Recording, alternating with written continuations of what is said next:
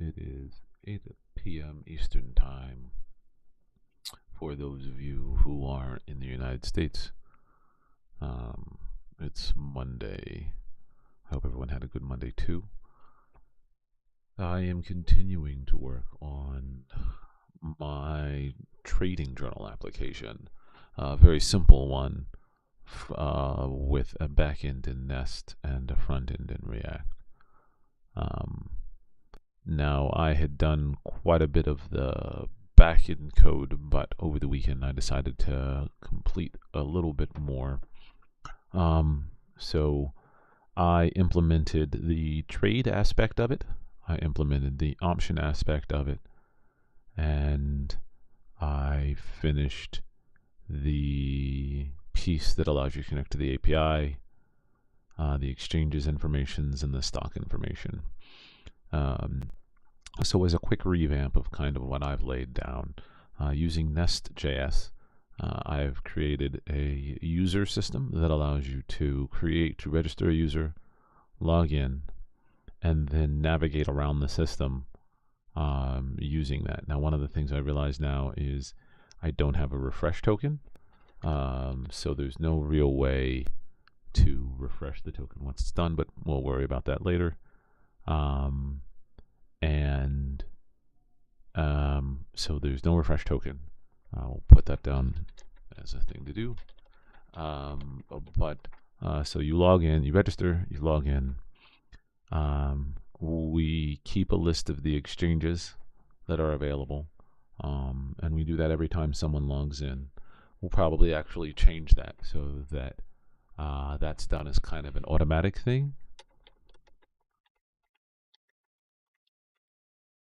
Rather than somebody logging in and getting the list of exchanges. And then we do the same thing for stocks. We actually use a third-party piece of software called EODHD to go out and get the list of stocks. And then from there, we allow people to create a trade where they'll create a stock, or they'll list a stock that they want to use.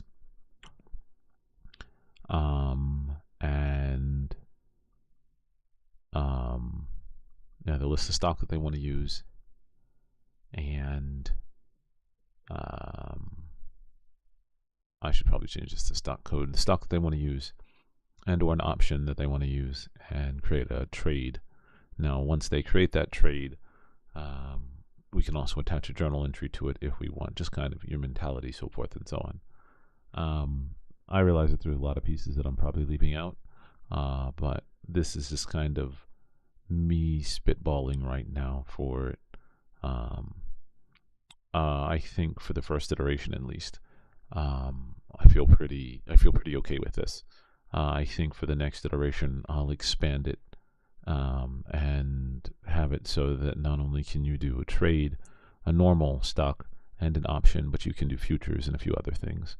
The general idea just being that we can track what we've purchased, what we haven't purchased. And again, this is strictly for options. It's not really meant for normal stocks, and it's not really meant for futures or anything along those lines.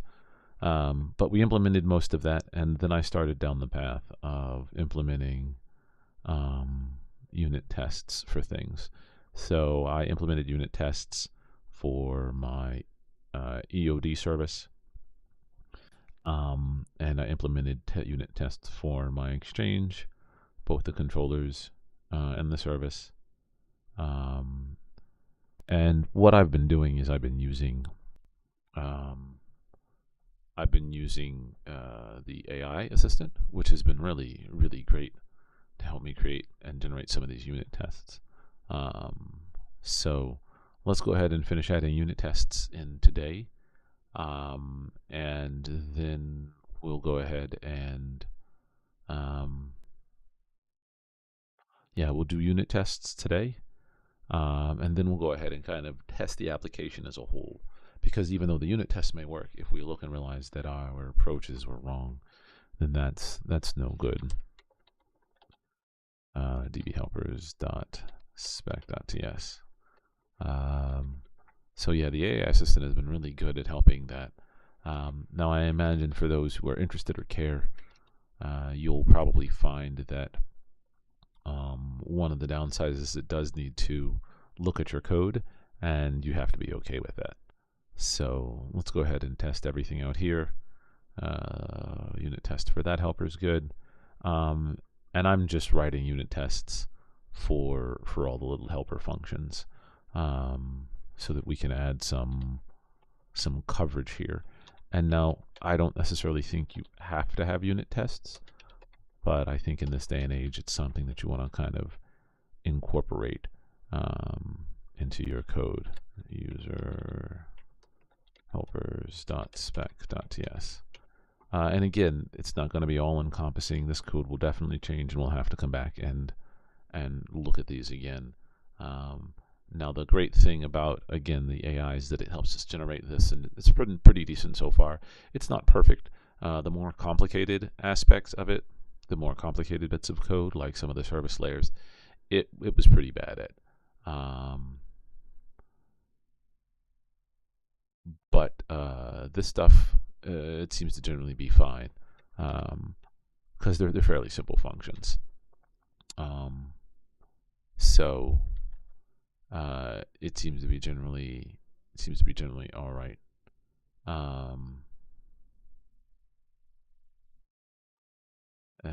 Let's see.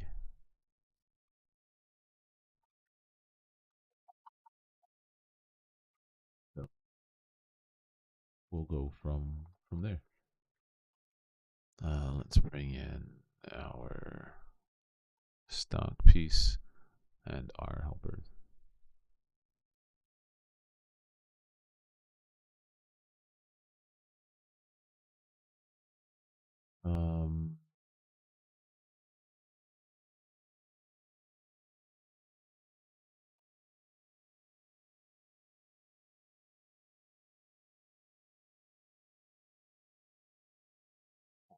Please.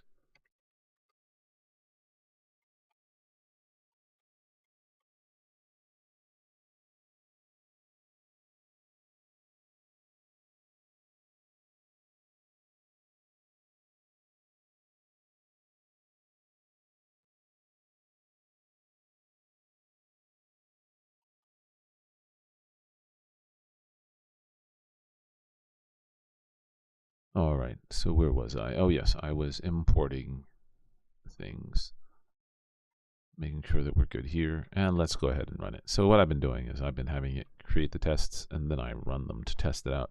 Now, a lot of these tests are pretty easy. This transform is, I don't think it really can fail. So I don't really have much else to add to this test at all. The ones that you would probably want to add more unit tests to, so like this one, you know, I don't know if there's much we would really do. There's more for like the services layer, so we'll kind of get to that in just a moment. But it's not been bad at all. So I must admit, again, but you have to be okay with it looking at your code. So anyone who's writing something that they feel pretty strongly about may not partial request. Mock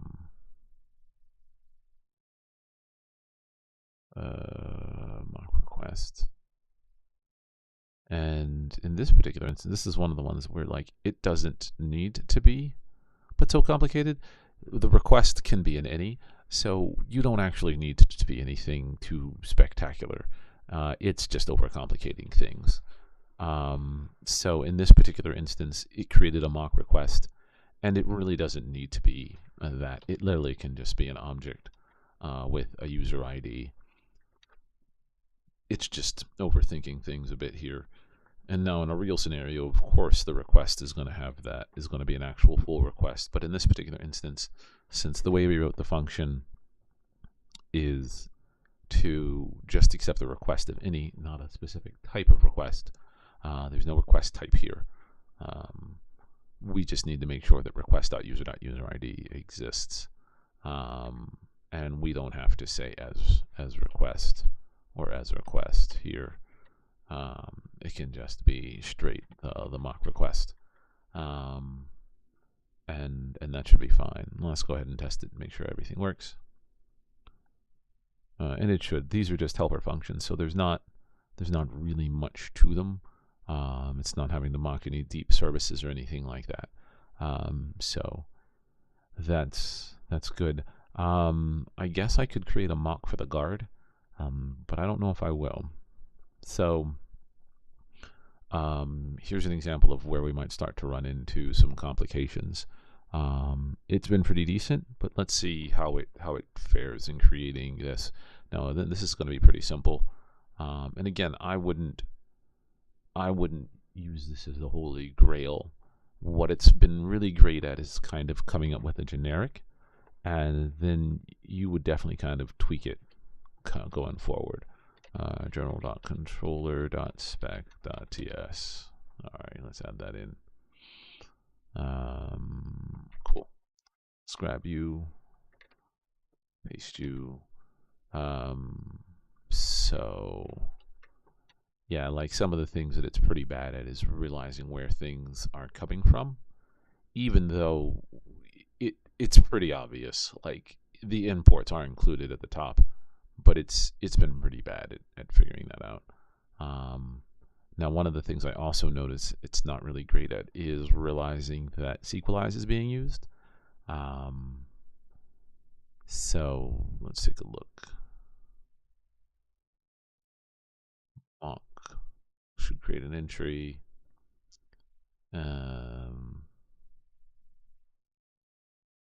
Create. So like this is an example right here. We're creating a, we want to create a new journal entry.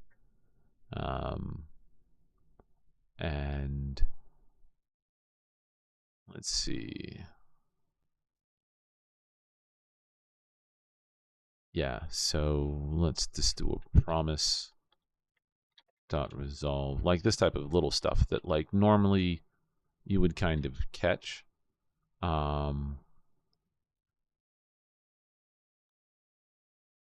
Journal entry, journal promise entry, journal. Let's go take a look at what create should return. Journal service dot create, and create returns a promise of a journal.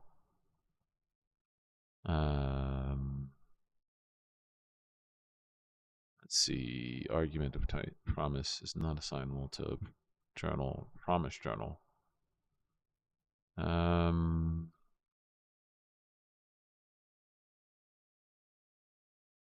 Date, journal entry, journal ID, and user ID, and 37 more. Yeah, like this is the type of stuff that you run into when you're trying to have it mock a thing, because it's not going to be able to, we can't verify it to be, we can't recreate it in that particular way. Let's test the others. I have a feeling that's going to fail anyway, and we can always come back to it. Yep. So let's just, yeah, let's skip it for now. See if the others are working, and then we can come back to this one. Yep.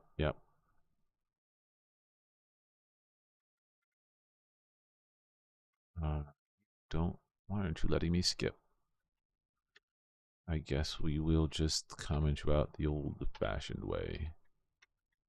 And then we'll come back and finish working on it. Let's see if the others fail. Yep, 5 out of 5. Yeah, so like this is the one thing that I've noticed about the AI assistant. It's pretty bad at this type of stuff. It's just not really great. And it should be better, but it's not. So I did complete some tests over the weekend that I'll kind of use as an example for this. So I created the user controller spec as an example. Now this one does use the JWT service as a mock, but in our particular instance, we don't need that JWT service. So let's close you down, and let's kind of compare how we pull up both of those. Now for user, we need to create a mock for all of this. So let's come over here to our before each const. We'll do a journal service mock. And you'll have to give me a moment. I don't remember off the top of my head what all of my pieces are. Let me write these down. So I need a create, a delete, an edit. And these are mostly just CRUD functions. I need a get all, and I need link trade, and an unlinked trade. And before I disappear, let me figure out what they all return. Unlinked trade, we got a promise boolean. Link trade, we got a boolean as well. Because we have to make sure that we return these as proper promises. Promise boolean. You are returning a get all journals, and that's going to be the other tough one. Edit's going to be bringing a boolean. And delete, I think, is going to be a boolean as well. Yeah. And then create, I think, returns the actual journal. Yeah. Though I probably should, if I take a look at how I've done it everywhere else, when I do a new trade, I don't actually have it returning anything. No, I should. And so let's go ahead, and this is one of the things about the test. You kind of reevaluate some of your code, and can kind of take a look at it. So let's go to our journal, and let's go to create, which is at the top, and there's nothing to return. So we'll just do an await, return true.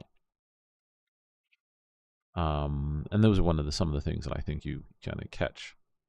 So create also returns a boolean. So the only thing that we really need is the get all to return this array of boolean, an array of journal entries. So let's continue creating our mock jest service.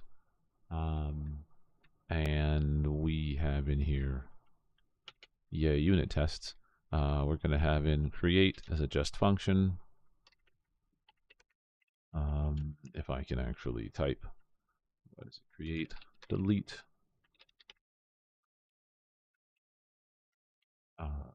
edit.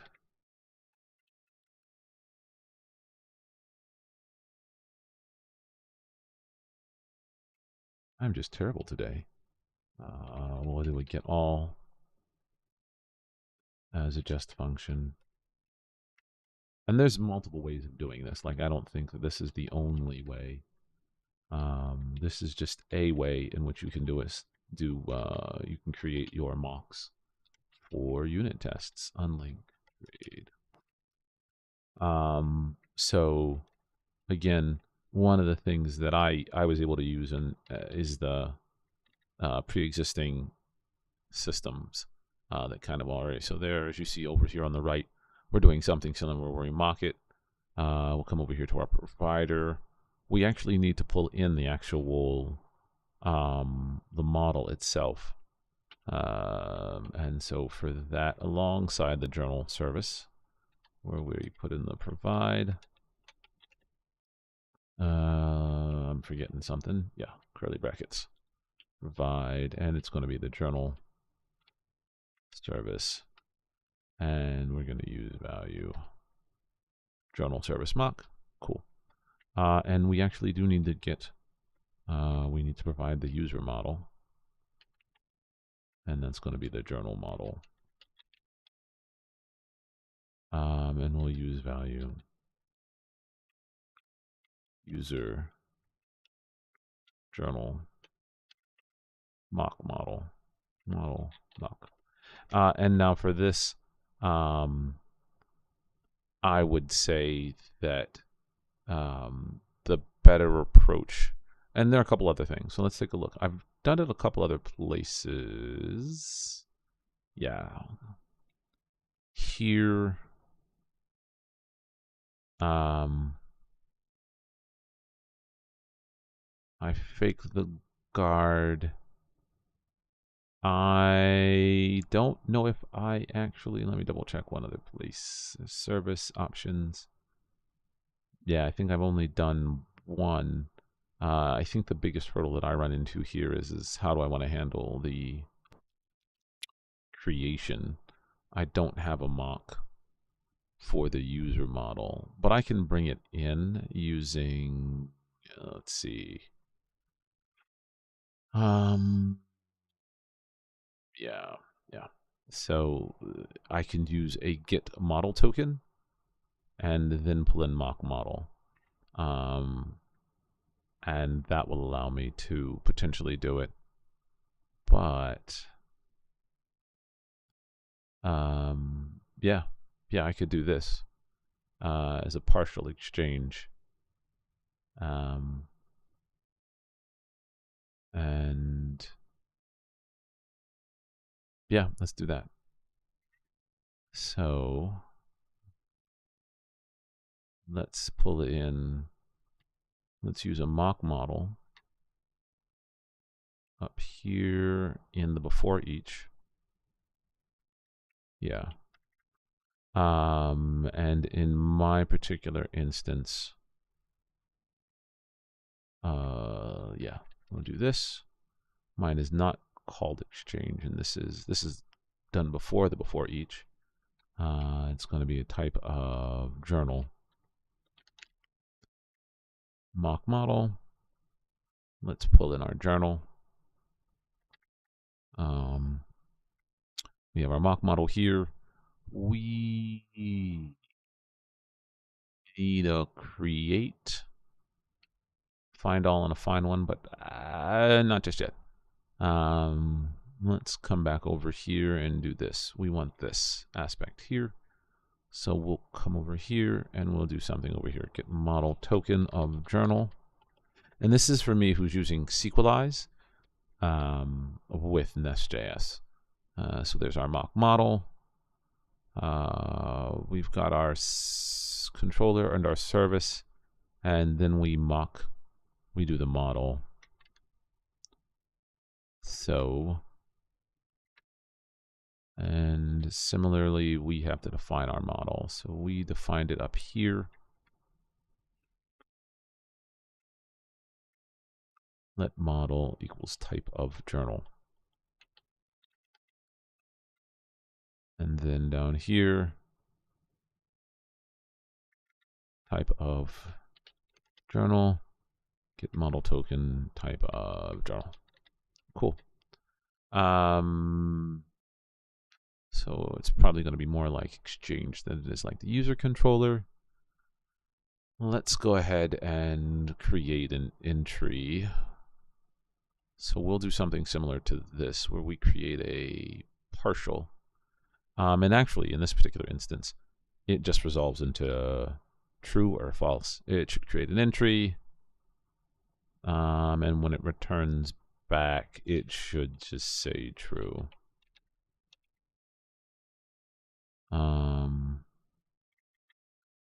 I don't know why you think journal controller.create returns anything but a true.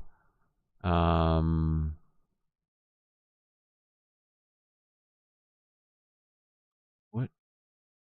The request.create. Oh, and the journal entry. So we need to fake a journal entry. So we'll create a fake journal entry. Resolve to true. We'll create a fake journal entry. And we don't expect it to be resolved. We expect it to be true. Now we should probably do this. Const fake entry. And then we'll do result. Then be equal to true. And so then the fake entry is going to be here, and the result be here, and here. Let's take away our it.skip. And let's see if this works. It may not because, you know, I am prone to mess things up. Oh yeah, just like the exchanges, I need to implement an auth guard. So to do that, where is my auth guard and why did you work? Let me check something. I think I messed up on something. Let me check my controller. Nope, you have an auth guard, you have an auth guard.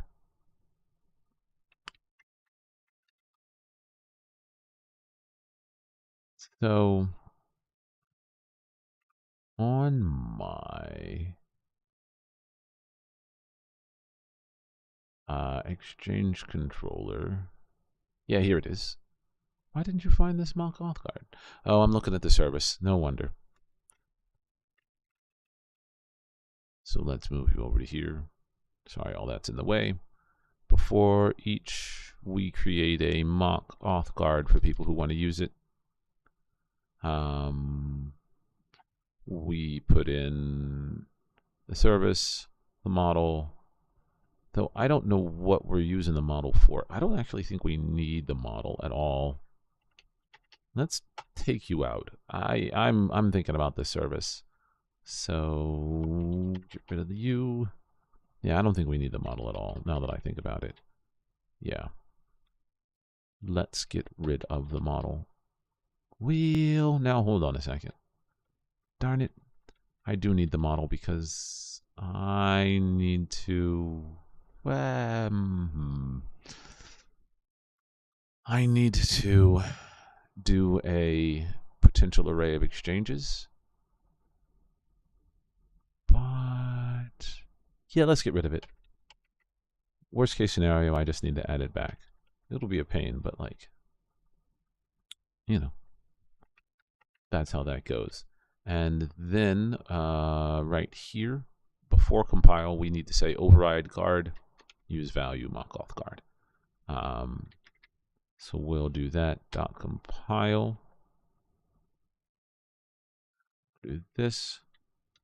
And so this will mock our auth guard so that we don't have to. We're automatically going to activate it. Should create the entry for us. Let's go ahead and test one real quick. Let's see if I messed up again. Nope. So this should create a journal entry. And then let's go ahead and look at what the other pieces of our journal controller are. And you should probably create both, I guess, positive and negative, ones that both test failures and others. So they're kind of already mostly mocked already for the base ones, but we should probably do ones, and you can group it. So for instance, one approach that you might take is inside this overall describe is come down here and do a secondary describe for journal controller, and this is going to be create journal entry. So then we're going to take all of these and we're going to create a couple of tests, and then we're going to group them together. So that should create an entry, but we want to test out when it fails as well. Yeah. Wait, no. There we go. Should fake spy on journal service create, and we want to create, when we do a create, we want to do the reject.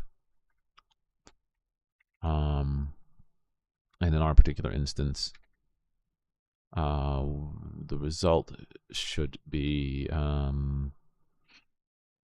user entry failed. Failed to create journal entry. And this is just the mock. Clearly the message would be something different.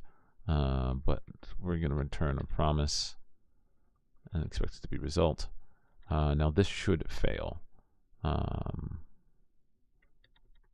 And it should fail because I'm including an incomplete message.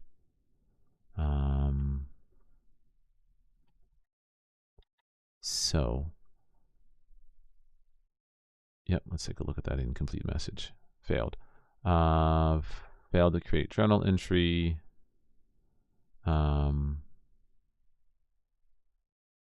And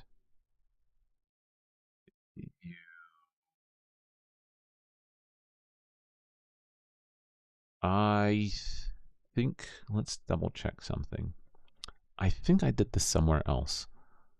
File mask .spec.ts.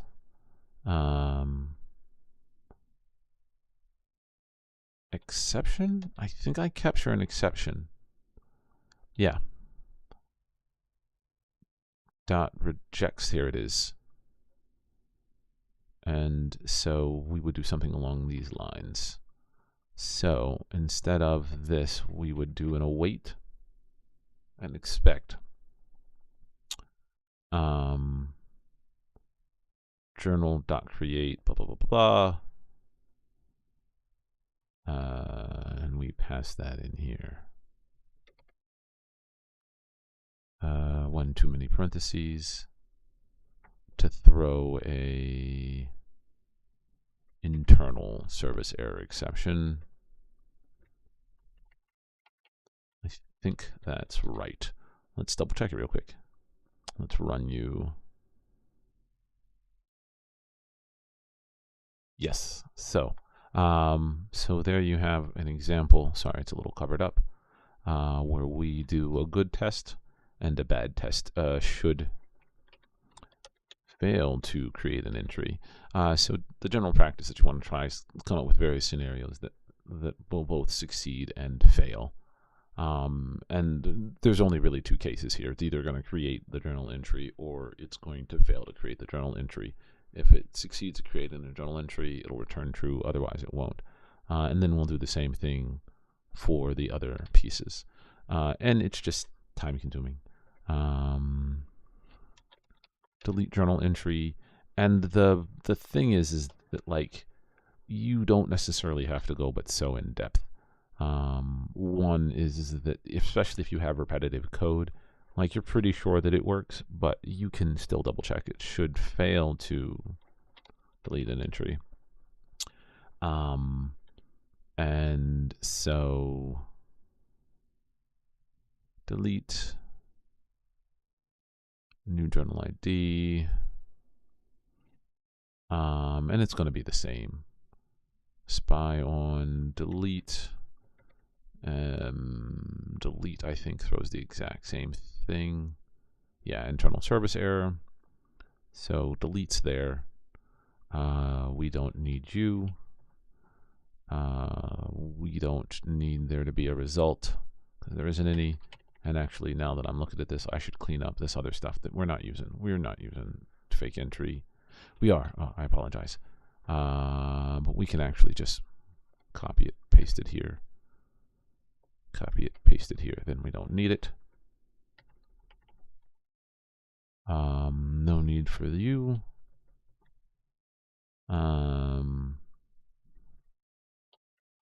That should still work even if it's empty.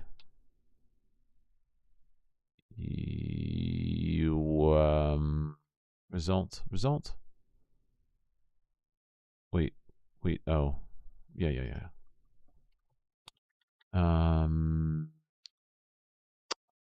And we could just do new journal ID. Yeah. So, we're not doing expect. We want you. Yes, that's what we want. Journal entry. Is that right? To throw. You're unhappy about a thing. Did we do a wait here? Mock.resolve. We didn't. Promise.reject. Delete.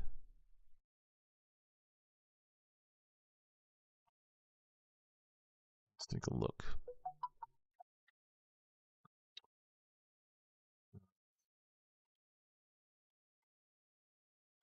He messaged me. So let's take a look at something. Oh boy. So we've done the delete. We've created the mock. The journal service delete. We wanted to actually send back a promise.reject, which we do. Why are you not awaiting? Oh, don't need that. And to throw an internal service exception, which we do. I'm still unsure of why we're getting. Oh, that's why. I forgot an extra parentheses. So we've created the delete journal entries, the good one and the bad one. Let's go ahead and run you, see how that goes. All right, cool. Our unit tests are passing. And it's just more of the same, just a lot of unit tests. Let's sigh. All right. This should edit an entry. We'll group you guys together. So curly bracket parentheses. It should edit an entry, and we should have that fail as well. And all the failures are going to be the exact same. Like, there's nothing spectacular about them. They're all the same unit tests. It should fail to edit an entry. Yeah. It should fail to edit an entry. You're going to throw the same exception, except you're going to be edit, and you're going to be the same await, blah, blah, blah, blah. Journal entry, blah, blah, blah. Yep, same thing. So that'll clean up our edit entry, result true. We'll go ahead and run you and test you out. Yay for unit tests. Oh. What do we have here? So edit is the correct endpoint. We do have it throwing an internal service error, so that's correct.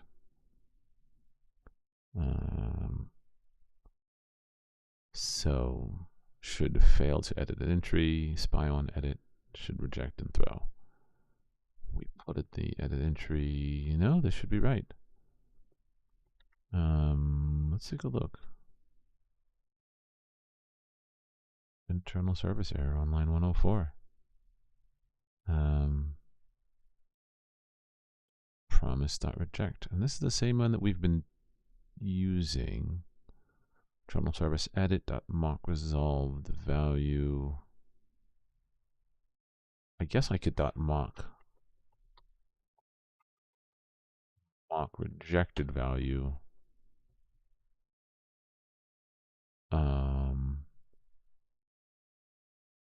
I guess this is what I think I should actually implement that everywhere. Mock rejected value. Mock rejected value. Let's make sure you all work anyway. Ooh. Received expected. I see. So let's see what happened there. But if we leave it as resolved. All right, we'll leave it as resolved. We'll let it be. Leave it as resolved. Should edit an entry. But why are you failing? Oh, editor of entries. You're still within my describe. You work just fine. Should create the entry. The result is true. Let's actually take a look at my code for this. Edit. Internal service exception. Yeah. Then there's the e.message. That should be fine. Oh, wait. Await expect. Await expect. So let's keep our code consistent. Await expect. Await expect. Expect await. All right. I'm not being consistent here. Let's take a look at this.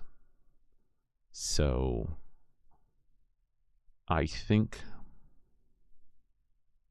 it really doesn't matter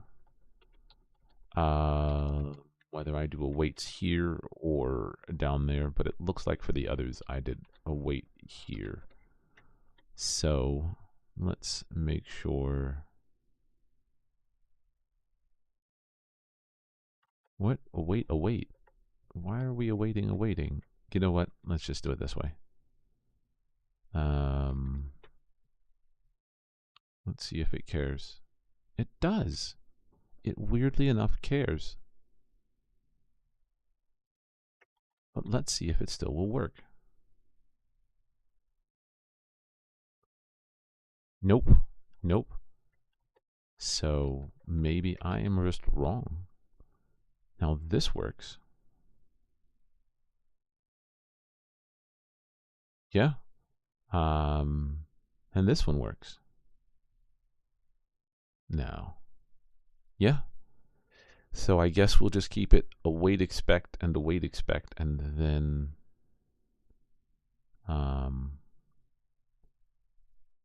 await. Yeah. Await expect and yep. So create is expect and then await expect.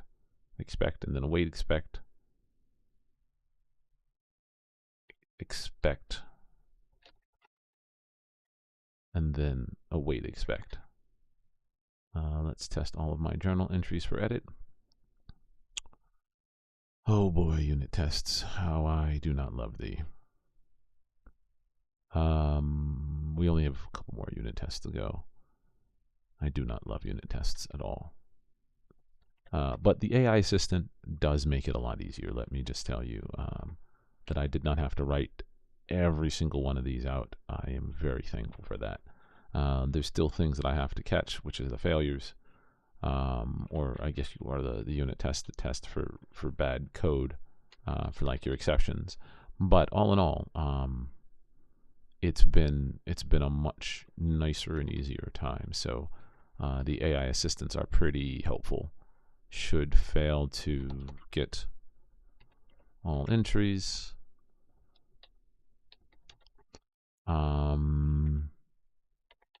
Get all journal entries. Let's see how this fails. So in my original code, get all also returns a promise, promise, internal exception error. So should fail to get all entries, which is what we want. It's going to be a get all, and it's going to be the same right here. Yeah. Let's check all of these. And now that we've kind of figured out the general approach, yeah, we can just kind of move down the line. I've already added the describe to here. Describe, link journal entry, should link a journal entry, and then we'll do the failure case. Only 2 more to go, and then we'll take a look at some other bits of code.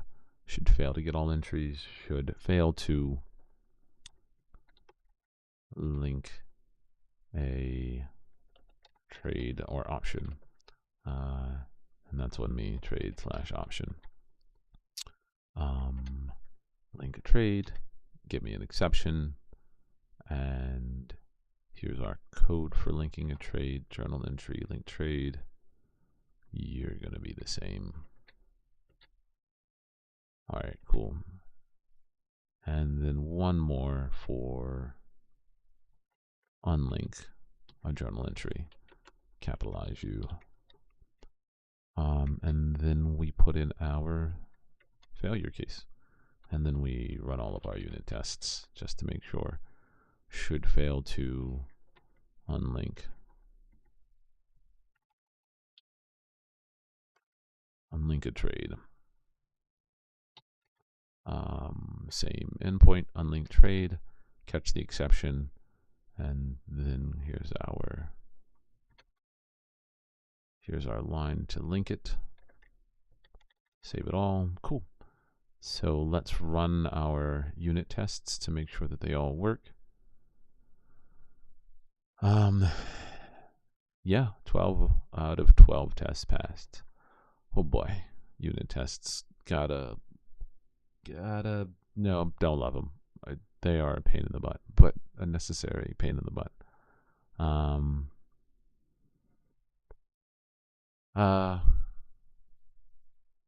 have more unit tests to write. Oh man, I'm not in love with unit test writing.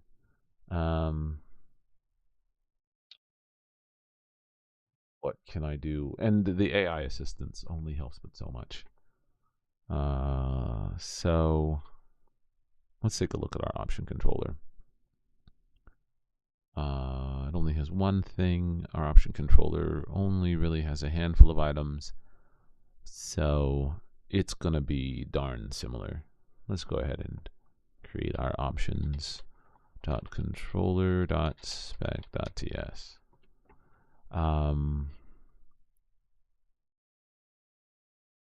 Then we still have, we can kind of use, this is the bare bones.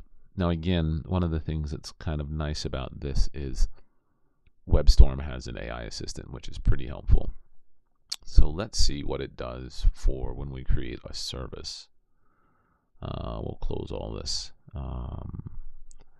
Again, I've been fighting with this over the weekend, so I kind of have a general idea of what it's going to do and where its failures are going to be. But it, sadly enough, doesn't learn from those. So you have it so that despite having bunches of other code here that it could kind of use as a reference, it does not.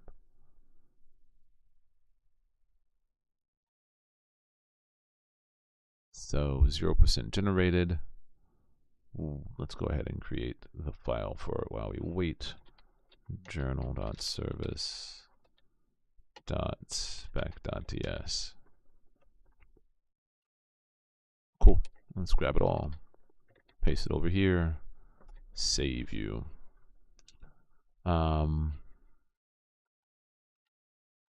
So this is an example of, again, where we run into the problem that it just doesn't seem to learn from the code that already exists. Like, this is pretty good. This is pretty good. But we'll see. Let's finish doing our imports, save, and go ahead and give it some test. Maybe it'll be good. Maybe it'll be good. No. Invalid user ID.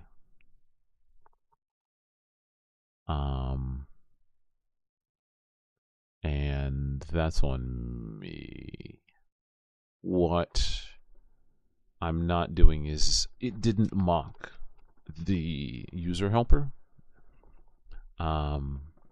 So let's see if we can. Yeah, I think we can.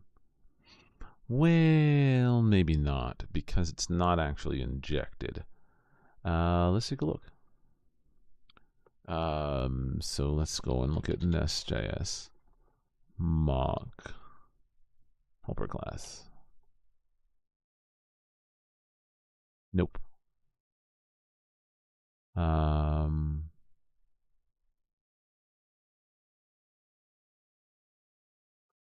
Payment info, last value from. So post before each. You should use an of. We can always just fake the user request, and that might be easier. How to mock. Send email. And publisher. You know what? I think what I'm going to do is come over here and let's see where we got that error from. So let's run everything again. And we got it here. .create and we said invalid user ID. So when we did our mock, it should have returned true.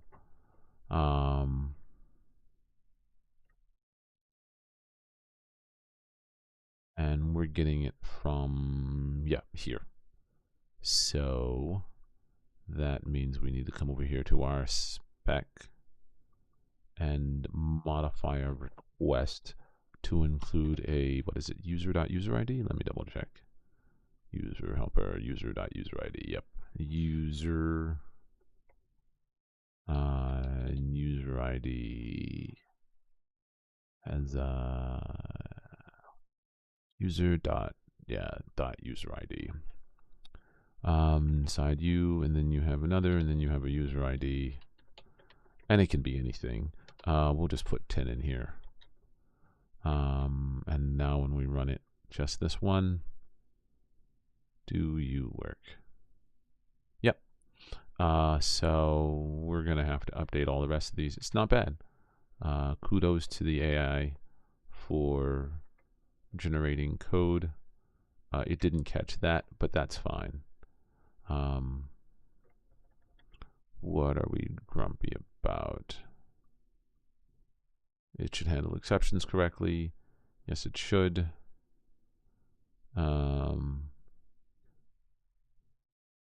Journal not found.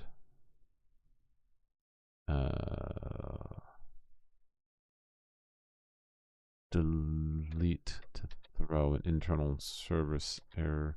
Let's run that again. Yeah. Which is kind of vague. We should clean this up. So let's come over here to our service and take a look. We got a private function, get journal by user and ID. Let's see whether we handle that. Journal entry, create.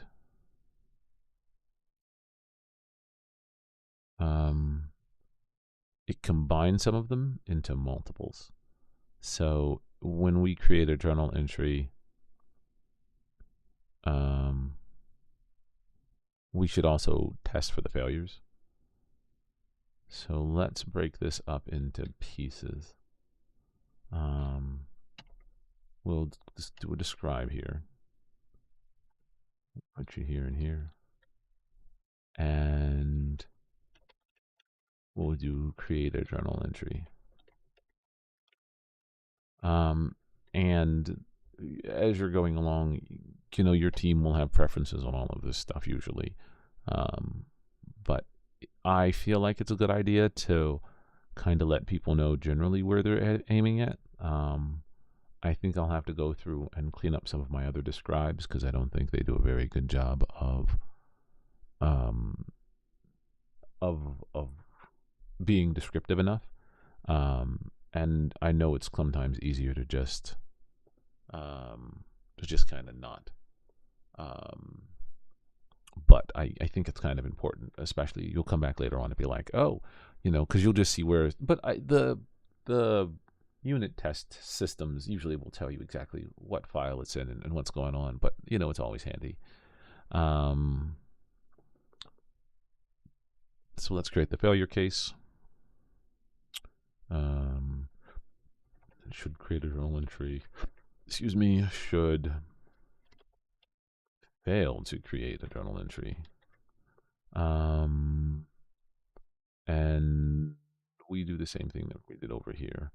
We will have it do a promise.reject.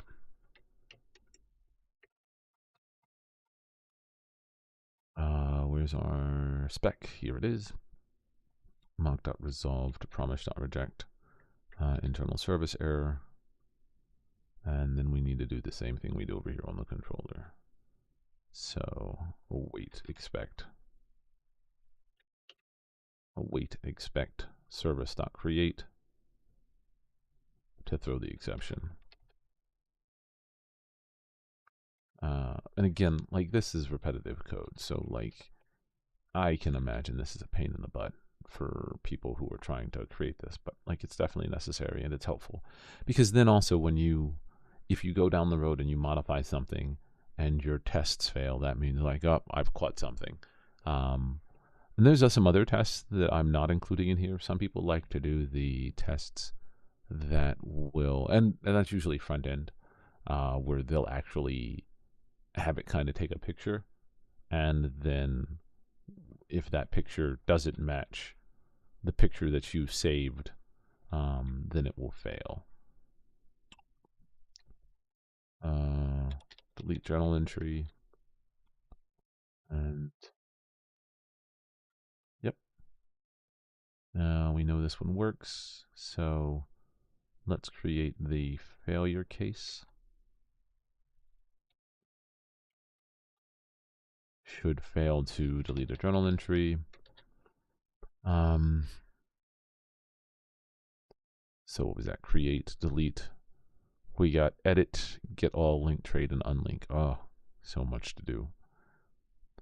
Sometimes it's just time. After a while, you just get tired of staring at code. Just tired of it. Value destroy. Um, and here's one thing that I've noticed. Oh no, never mind. Sometimes I've noticed that the AI system will be a little inconsistent in terms of code. Then we do destroy, and destroy requires wait. Service not destroy. Hold on a second.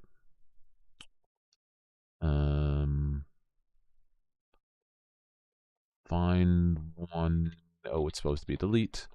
Requests journal ID, and journal ID is this. We actually just want all the same stuff from up here. Yeah, let's test it out. Some of this stuff can be a real pain, just very time consuming. I don't always love how internal server error. Let's see. Mock. Promise.reject new. All right, let's see what's going on here. Let's drag you out and let's put you side by side. So there's our delete. Here is our create. And let's take a look and compare them side by side.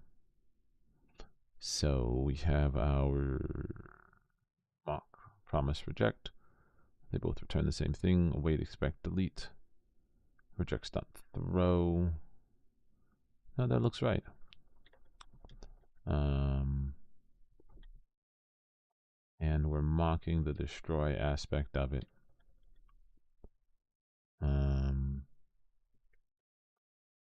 That looks correct. Wait, did it not fail?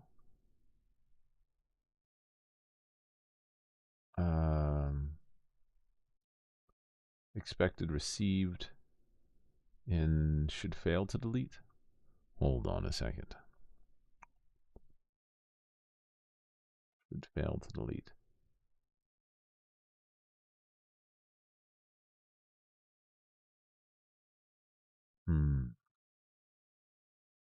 Promise.reject. It should be the same. Did I mess up on how I wrote it? I could have. Let's bring it back over to the main screen. Create, catch, try.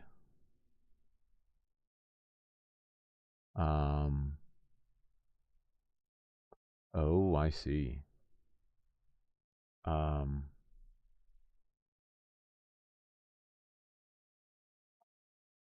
So my destroy should create the failure. And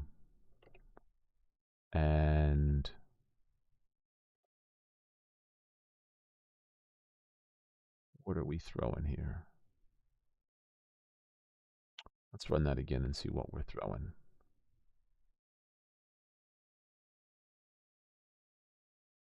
Promise.reject.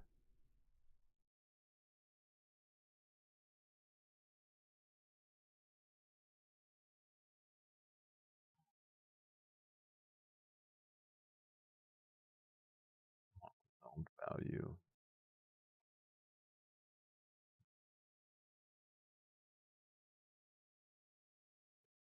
So,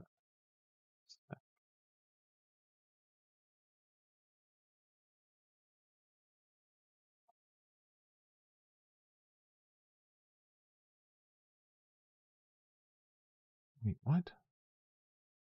Did it pass or didn't it? What in blazes is going on? No, it did. It resolved to value true. Expect receive to rejects throw. So it didn't throw the error when we did the destroy. Let's see if we can do this. Dot mock rejected value. And let's see if that will trigger it for this one.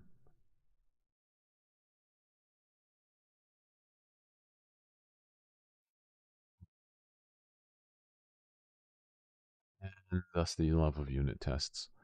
Let's see. We're still receiving true, and I know why. Even though, well, no, hold on a second. Hold on a second. Where's my service? You're wrapped in a try catch. So if we're getting, I guess it's not actually doing a promise. I guess we should not do the promise.reject. We should just throw.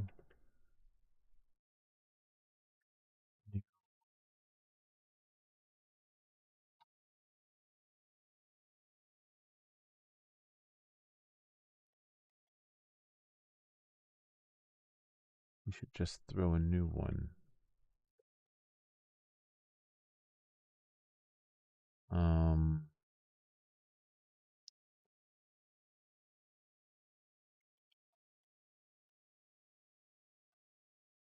Let's see.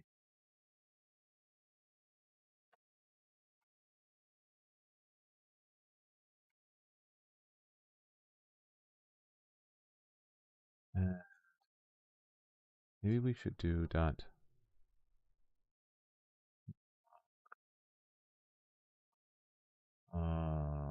rejected value. I wonder if we can just return a new mocked rejected value of a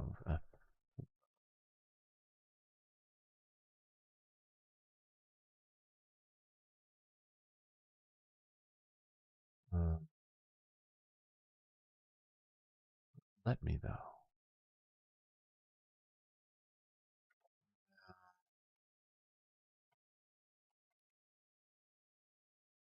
Don't know if it'll let me throw. I need to. Well, let's look. Let's look. So let us. Yeah. Let us look. So let's go to mock rejected value throw error. Yeah. Let's take a look. Dot rejects mock. Oh. We want a mock implementation, not mock return value. So mock implementation to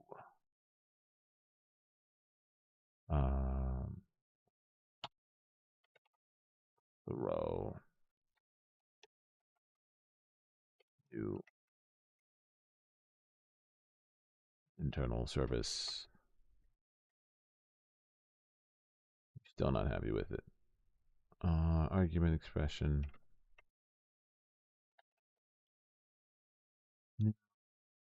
Can't be a return. Let's take a look again.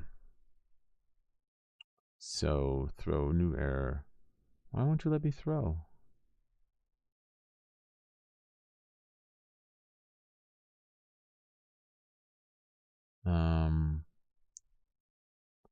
What? Throw new error dot to throw. Return throw regular plus just. Throw error. Why won't you let me throw? Oh, I see.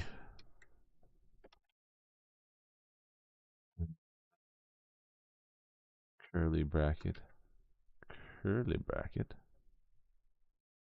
Will you work for me now? No, you will not.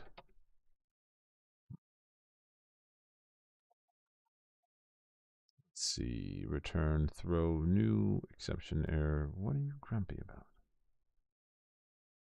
So we have our parentheses here.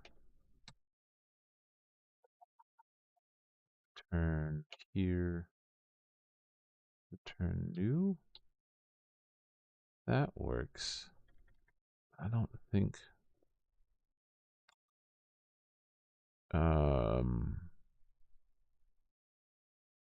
Yeah, I guess we could just do that.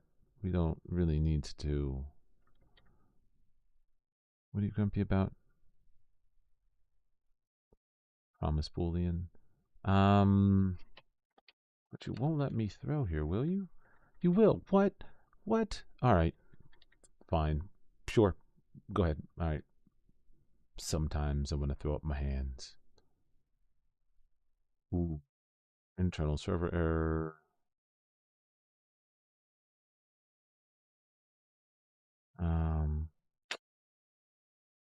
Why are you unhappy about that?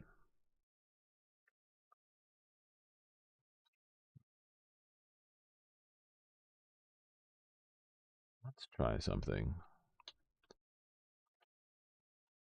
So the hurdle is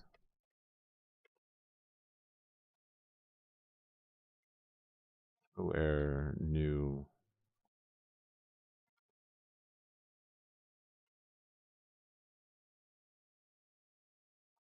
um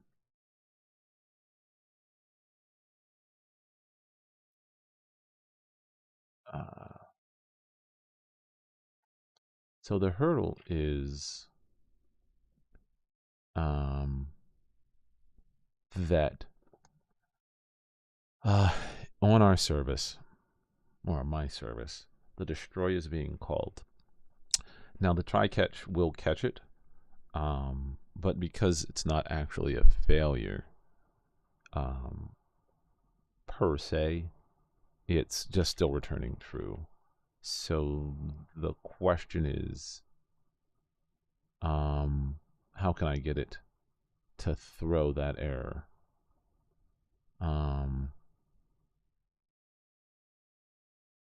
And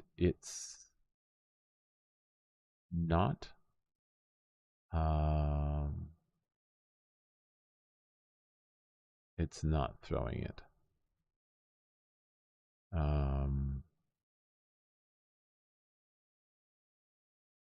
Yeah, dot rejects dot throw.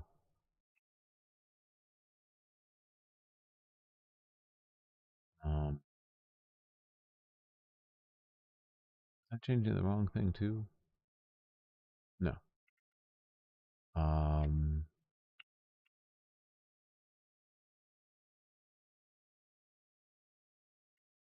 Let's do this.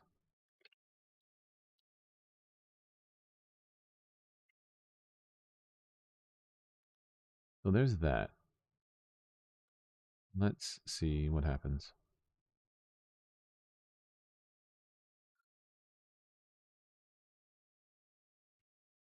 Oh, what?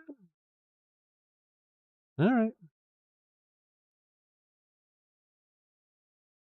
Um. Yeah. Okay. All right. I guess that's. Let's run them all. See what we get. Yeah. There we go. The should received promised resolved instead of rejected. Um. Let's do a new promise dot reject with a new error. Yeah. Let's do promise dot reject. Let's see if you're happy about it now. But it still probably won't be. I don't know if I can trick this into throwing an error for me. No, you can't.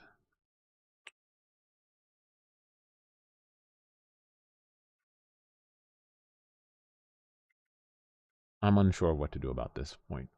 I think I'm going to have to... Let's comment you out for now. But for some reason I'm missing something. I know I am. And I just don't know what it is off the top of my head. But let's not spend too much time on it. One of the things I think every developer has to learn is when to pause and just be like, all right, I'm gonna come back to this and kind of move forward with your code. Otherwise, you'll spend hours and hours and hours on something and then be like, did I actually accomplish a thing? Um, and oh, so I see. So they did it by messing with find one. Um, and yeah, I see what they did. So we could also do it by, I guess, messing with find one. And let's do that. So not found exception. Um, not find one. And promise dot rejection. Da, da, da. Yeah, let's do it this way and see if we get what we want. And I imagine that it will fail to run because I forgot a parenthesis somewhere. Because I failed to put blah, blah, blah. I failed to put a parenthesis somewhere. All right, let's see if this works. Expected, received, rejects the throw, expected, got internal surf exception rather than. All right, so it failed on the find, which didn't bubble up quite right. And now we're grumpy about something else. Oh, find one, mock rejected, journal not found exception, journal not found, which is what we want. So how did you work down here? So we mocked to null instead of that. Oh, and you resolved yourself. Now hold on. Is this the same resolved issue? Because we ran into this before, where I rejected rather than resolved, and it was grumpy about it. Oh, I'm so mad. I'm so mad at myself. I should have figured that out. So there's the delete. Sadly, that took forever.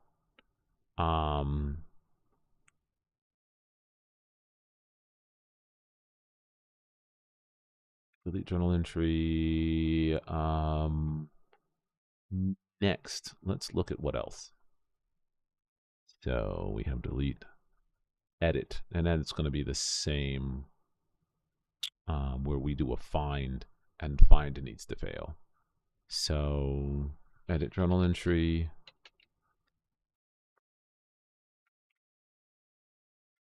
And edit and delete are very similar, more than likely. So we'll do this. We'll just copy it all down here. We're going to need to create a user, find a journal, journal ID, mock resolve of instead of destroy, save. So we're going to mock our save as a true. Service.edit. And it's going to be the same thing, a journal ID and a journal. Oh, I need the journal entry. Same thing up here with create. So let's create a fake journal entry and pass that along to our edit. Journal ID, journal entry, journal ID, journal entry.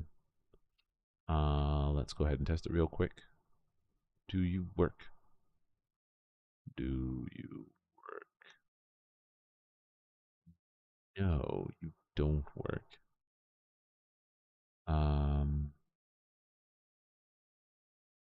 Because I forgot something apparently.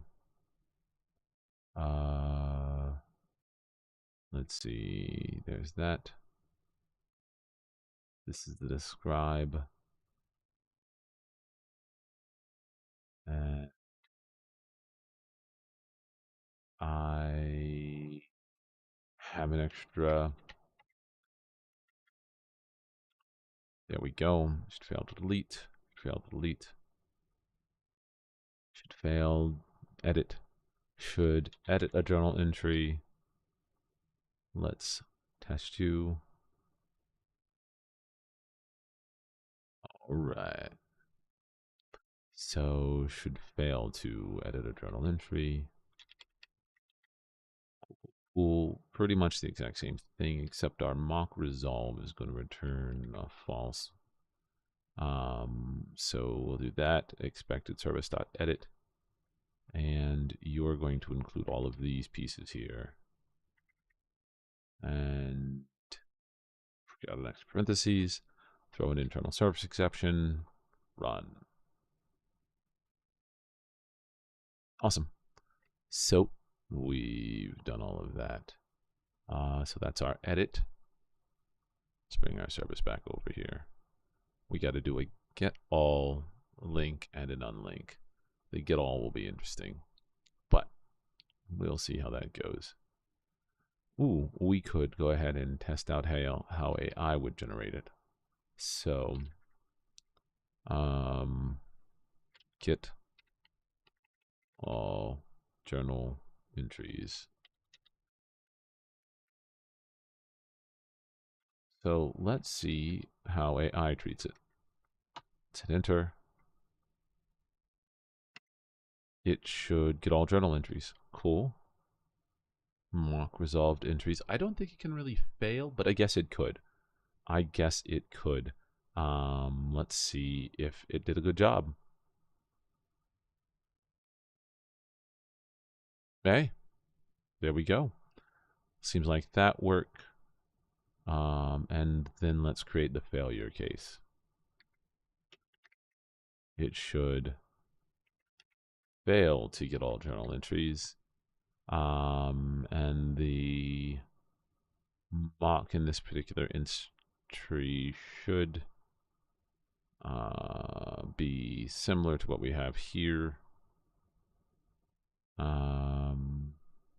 Let's do one of the ones from create. We fail, promise not reject. Now hold on, we can't do that.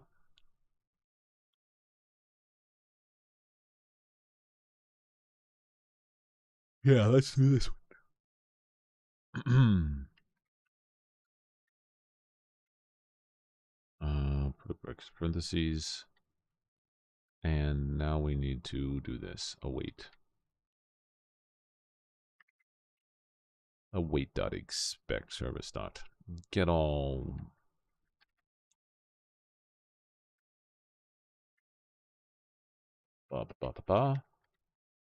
And we don't use journal entries. We do use request. Let's make sure you work.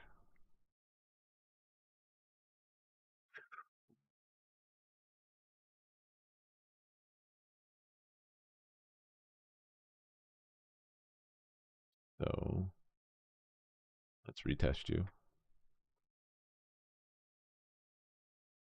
Cool. All right. So then we only have 2 more to go. We have link trade and unlink trade. And we can fail on find one. Unit tests just they take forever to write, but again, it's good to have unit tests. 1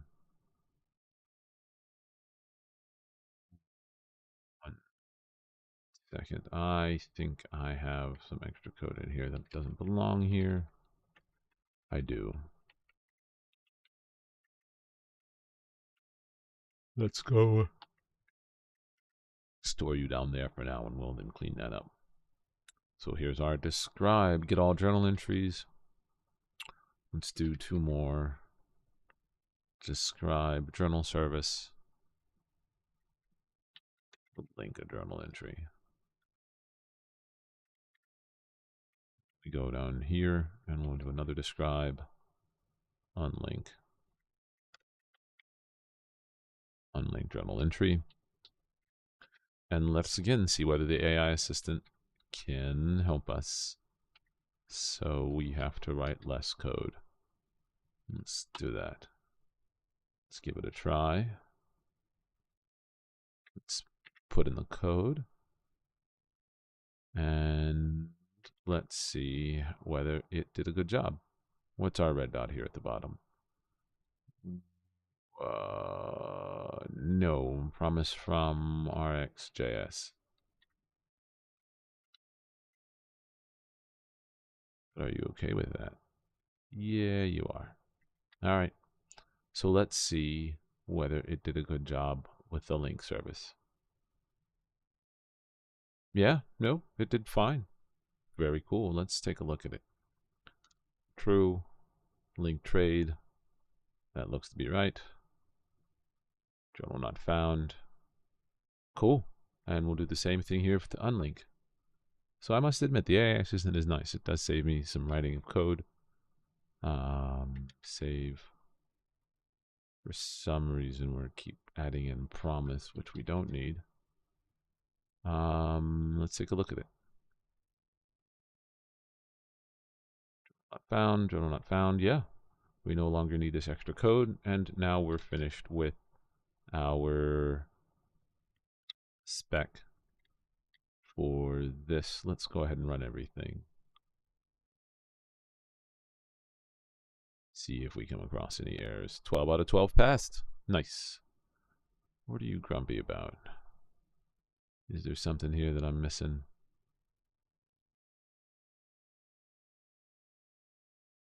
Oh, it's our journal controller.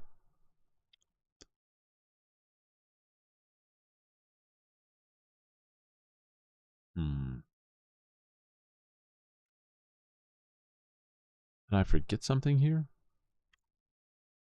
Looks like I did.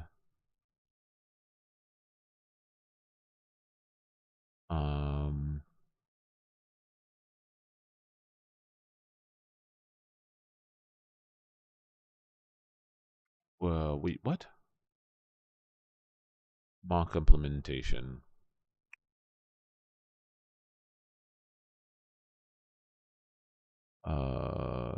Spy on. Oh, function request. Any and journal entry. Journal entry. You're still unhappy about it.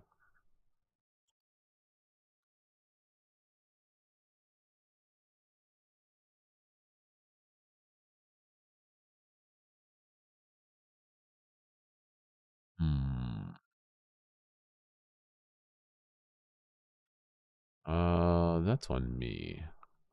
This is when we fail to create an entry.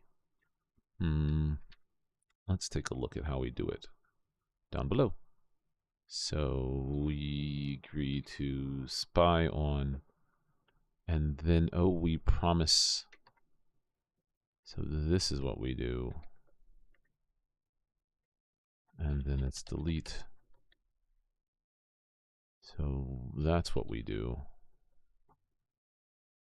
Oops.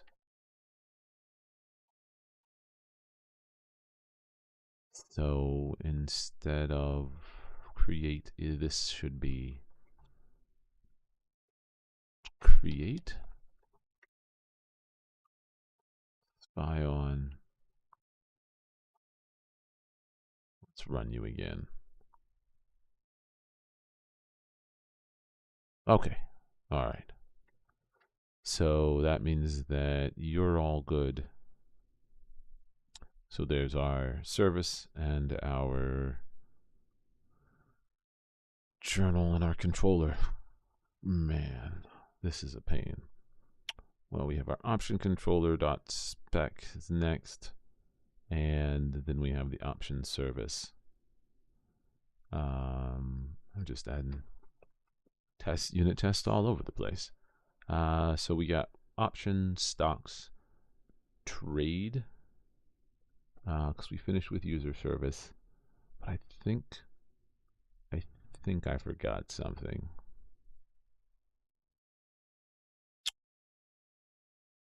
I did.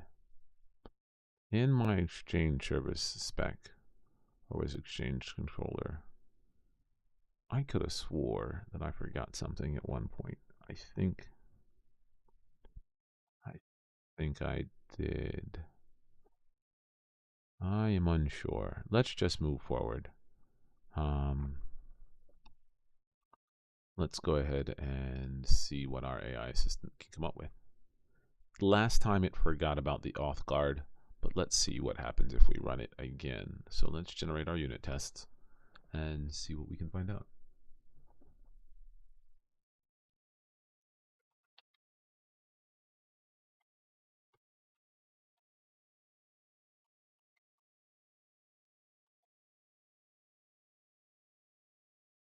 Cool.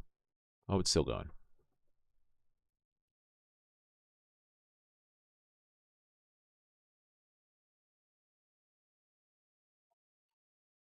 Let's see. Yep, I see it here already. It has forgotten all about the auth guard again. So we'll grab it and we'll take a look at what it's created. So the option controller is going to be similar to the journal controller. So let's go ahead and close you guys down, and let's pull it over here into its own separate thing. Pull off the project. So we have our option controller on the right off the bat. It's pulled in a bunch of stuff that's incorrect. So we're going to bring in all of our models again, so that it has those. Delete multiple. Get paginated. So that's all correct now. Looks all right. We have our journal controller. Yep, right here. That's mocking. It never created the mock for the auth guard, despite having access to the code. So let's put that in place. We have a test user ID, so that's fine. We need to create a mock for the service. So even though we have this up here in the describe, we actually need to create a mock for the service. So let's create our mock service. Option service mock, and it's just going to be all the same thing. So let's take a look at the options service and grab all of the endpoints. Pull you out. Let's just grab everything and write it all down real quick.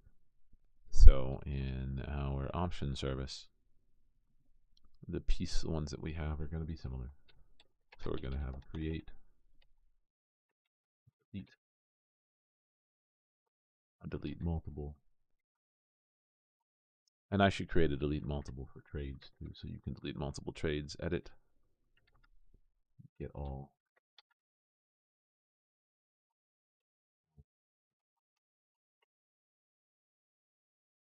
All right, so that means now that we know what we need to create, it's going to be similar. So create, delete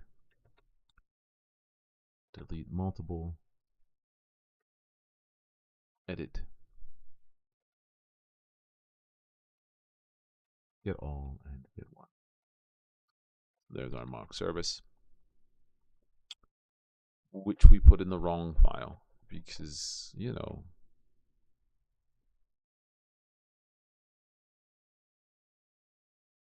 I'm an idiot. Let's rerun you just to make sure. Got the wrong file. Yeah, you're still good. So let's swap you so that I put you in the right thing. So we're not at the describe yet. Where were we? We've done the mock in the double for each. So we have all this stuff. That's fine. Here's our before each. We created our options mock. Hello, how's it going? We created our option mock service here, and we can copy you, but we'll have to modify. So we have a create, we have a delete. We have a delete multiple here. Oh, sorry for what? Get all. It's all good. And get one.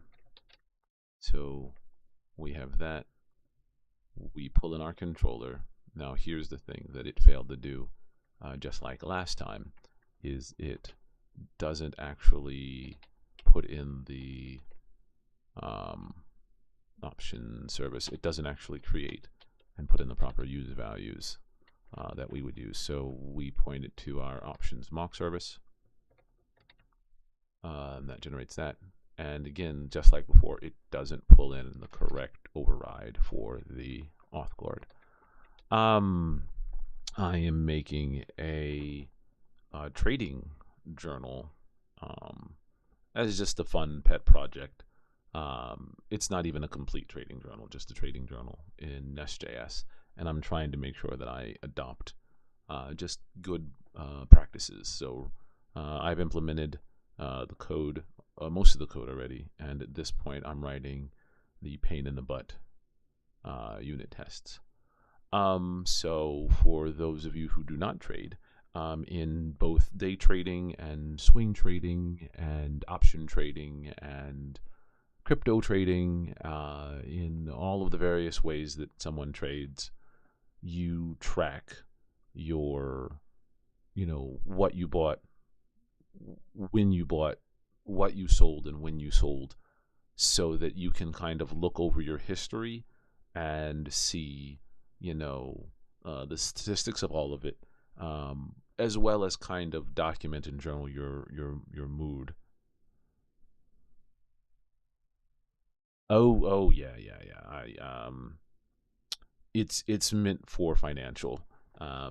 Before this, as you can probably see on the page, before this, I made a little game, and I'll probably go back and make some more games. But I thought I would kind of do a deep dive into how I would, as a programmer, kind of start to build something, and the paths and processes that I would go through, and just implementing a lot of stuff that I think beginning developers kind of skip over. So it's just kind of my own kind of perspective on all of that.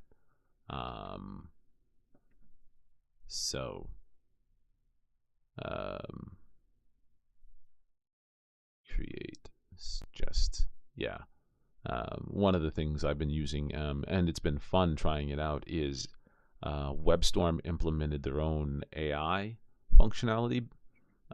It's just something I'm trying out on a trial basis, and I've been seeing how it's actually been able to implement code. Sometimes it gets it right, so like the much simpler, like I have a helper function, series of helper functions over here The much simpler code, I say simpler, but the much simpler code, it seems to do fine in creating unit tests for. Um, but more complex code, so like this is a controller, it kind of can't figure some things out, even though it has access to all of the code over here on the left. And I've done multiple controllers at this particular point that do the exact same thing. They all need to override the auth guard, for instance, and you need to properly mock out the service and everything. It just doesn't seem to be able to put it together. So it does an okay job at kind of the bare bones, but what you almost have to do is guide it like through 2 or 3 different variations, and then it'll kind of pick up. It's still never going to pick up the controller. So like this is the 3rd or 4th time I've done this, and if I go over here to the stock controller or the trade controller and ask it to create unit tests, it'll fail. But it is what it is. Where was I? There's our service controller. Cool. Create the option service. And when we do create, we need to mock it and spy on it. We should call the option service with the correct parameters. Accelerated graphic rendered for grant alpha subtitles. Wait, advanced substation alpha subtitles? I'm not sure what that is.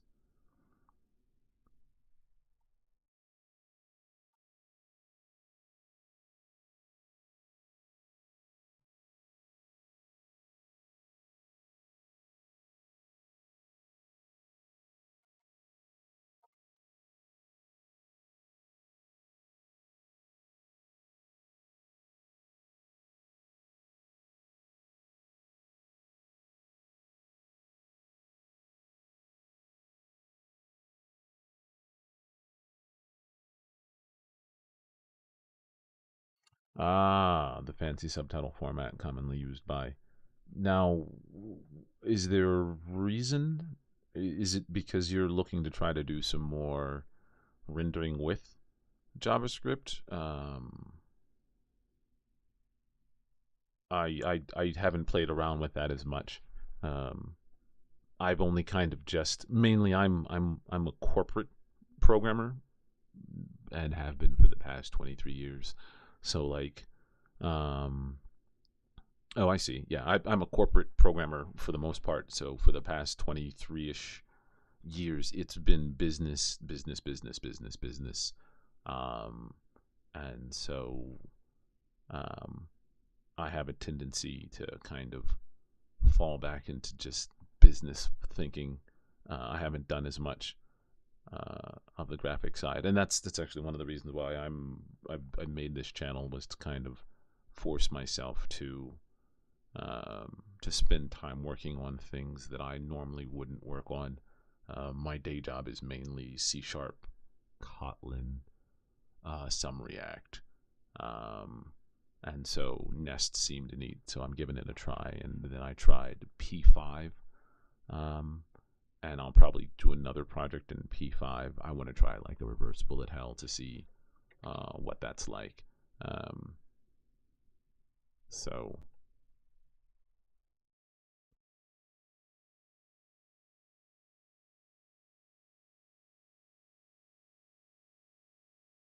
I've thought about it. It's not that I don't like the idea of learning WebGL and OpenGL. Is I admit that my math skills are not nearly where they should be, and it's probably because being a corporate developer, there's not really a need for it. Like, sure, if you're doing game development, or if you're doing game development, um, yeah, you say that, but like again, if you're doing game development, then it's great.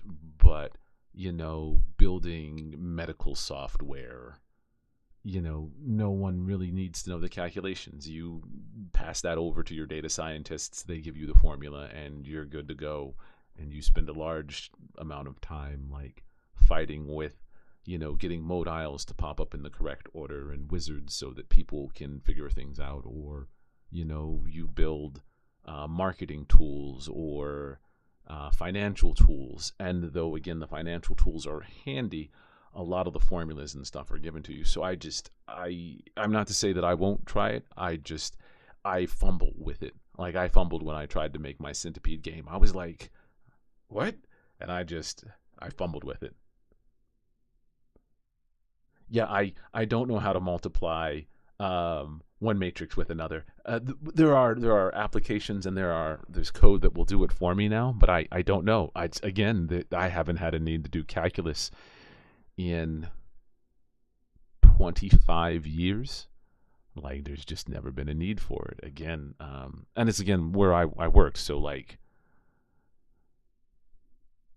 I mean, I don't know too many people who are doing like, yeah, all right. So you say it's not, but I think most people would consider that. I haven't done linear algebra in 25 years either. Uh, so no. I will try it though. Like I'm not willing to say that I won't. I just, once I complete a project, I usually like add on to a stack of things. So like, this was the next project, and then I'll build the reverse bullet hell probably with like P5 play, which seems like it's a neat engine to play with. And then I'll probably add that onto the list to learn WebGL and OpenGL. Um, I think my biggest fear has been the whole like there's a bunch of math involved, even though it's just linear algebra, as you say. I haven't looked at or needed to use algebra or calculus in 25 years since like high school. It's just not been a need.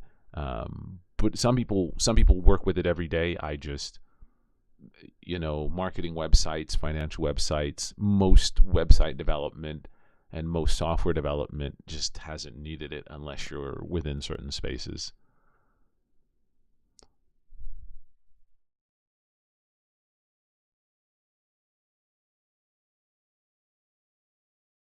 But I'm totally willing to give it a try.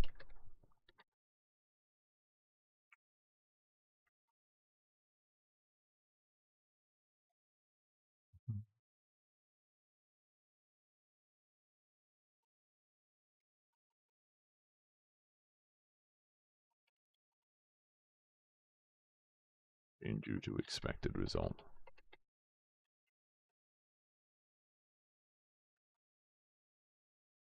Um,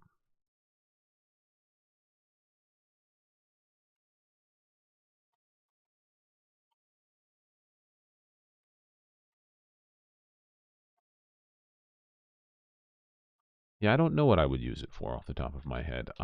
Don't have any. Um, I don't have any specific thing that I'm working on um, that I think I would need to use OpenGL or other things for. I don't have any problems that I I feel the need to solve with OpenGL. Like I feel like there's a lot of, and I hate to repeat myself, games that I would want to try to build with it. But I feel like at that point you might as well just lean on a game engine. Um, um, so, but I don't know what I would. Um, I don't know what I would. I don't even know what I would do with OpenGL.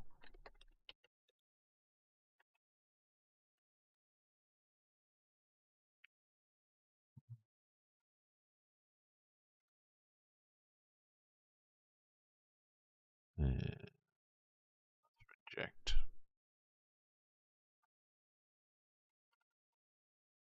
Like I don't know anyone who's doing any subtitling. But where would you actually use the subtitling? Like I are you just talking about like in browser?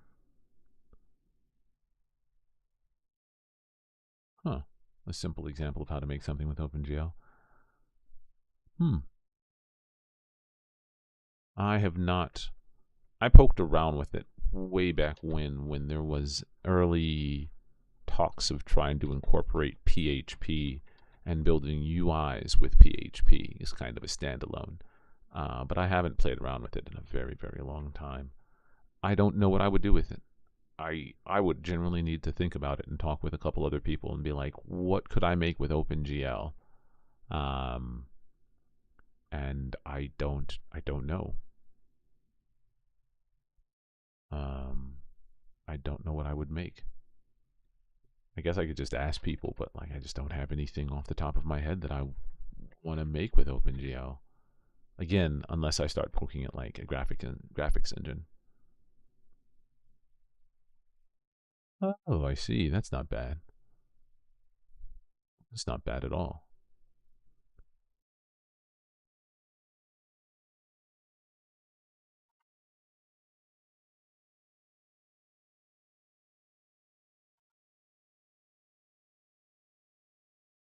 Not bad at all.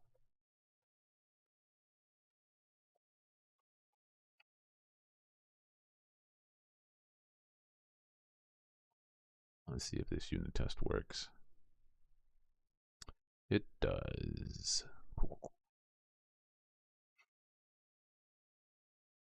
It sounds like it. I do not envy you the math and or complexity of it.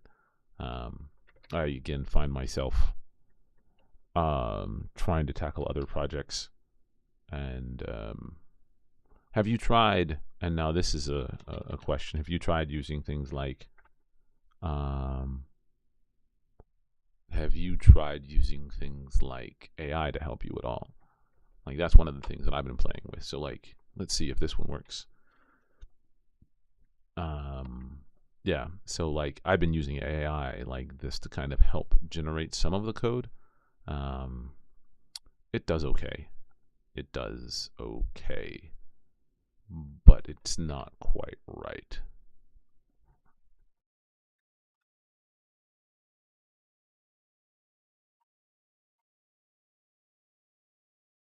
That's the expected result. I believe we return a true. Let's double check. Delete. Yeah, we do return a true.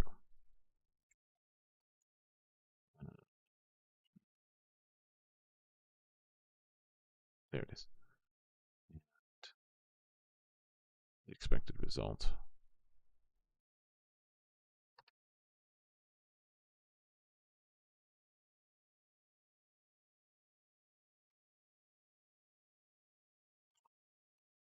Const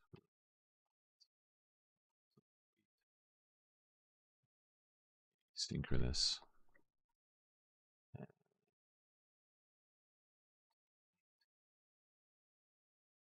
called and expects it.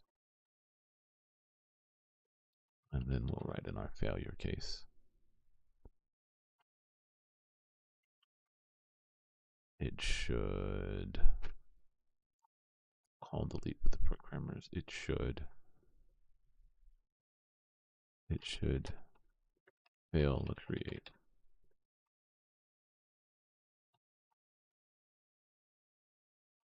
It should fail the delete.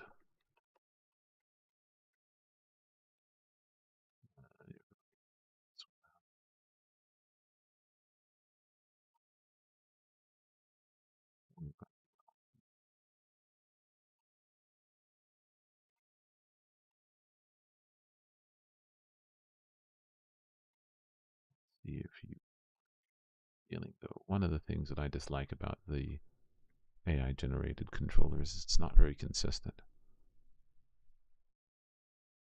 Code that generates is just not consistent. But I guess that might be true of any particular bit of code. But yeah, have you tried using AI at all for your to help with development? Or is what you're working on just too advanced for that type of thing?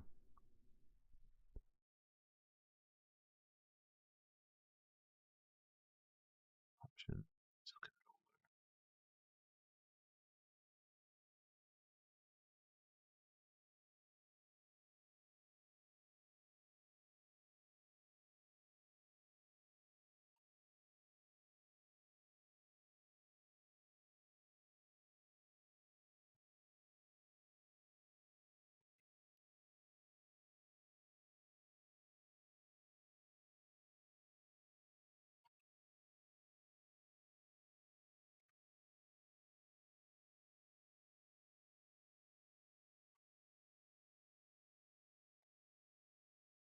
Yeah.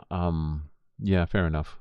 What are you using for your IDE? You can see I use WebStorm, um, and it recently came out with its own version of the AI assistant over here. Um, yeah, it ends in 1 day. Um, nice, nice VS Code. I end up liking WebStorm for a few reasons, but um, I didn't actually try Copilot. The only thing I've tried is ChatGPT. I have version 4, and that actually wasn't bad. It helps fill in some of the gaps, especially for unit tests. Some of the newer libraries out there, they don't document all the test cases very well. Oh, okay, so it's based on GPT-4. All right. So yeah, some of the code isn't documented very well, and so ChatGPT is able to figure out a few more things than I was. But it's been kind of a mix of like looking at a lot of documentation. But um, I'm glad you were able to figure some things out. I don't know um, if it's going to be exactly what you want. Um,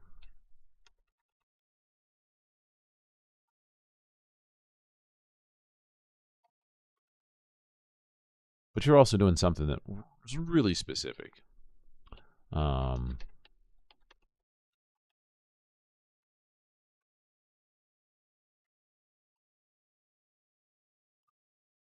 let's go ahead and create our spy.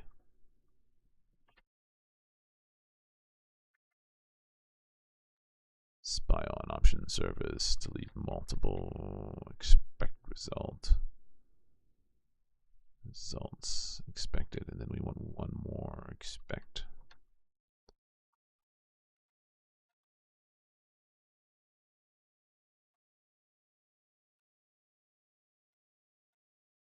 All right, I'll be here.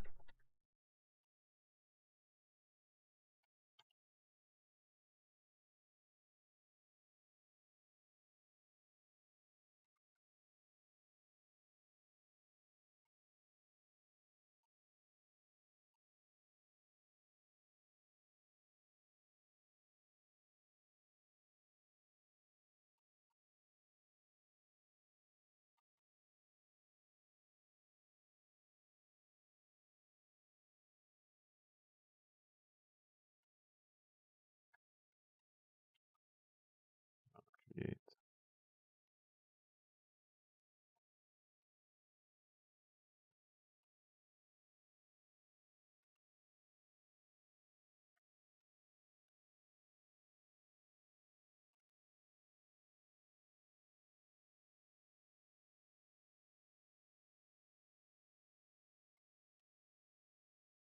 Did I actually say option controller? This should be option service.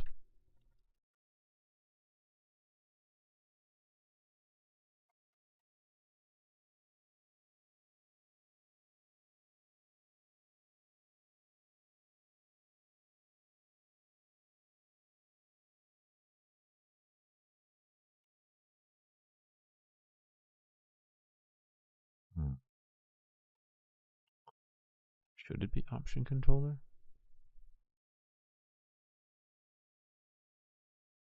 I guess it should be.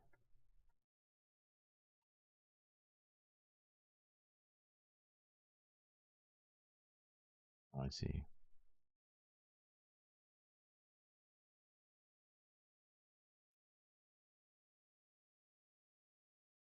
Option service.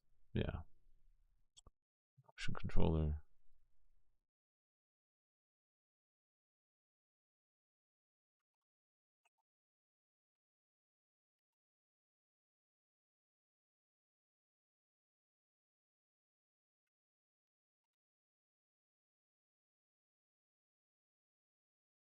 Delete.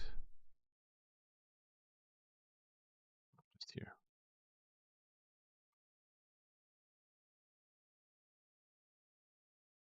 Awesome. All right. right, let's take a look. So we've done delete, delete multiple. And at this point, we just have edit, get all, and get one. Oh man. Writing unit tests is tiring for some reason. Well, I was already tired though.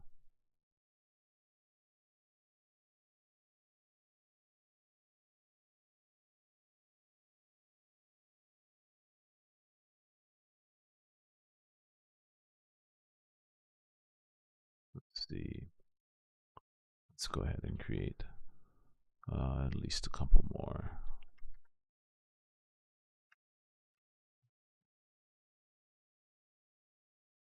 Let's do edit.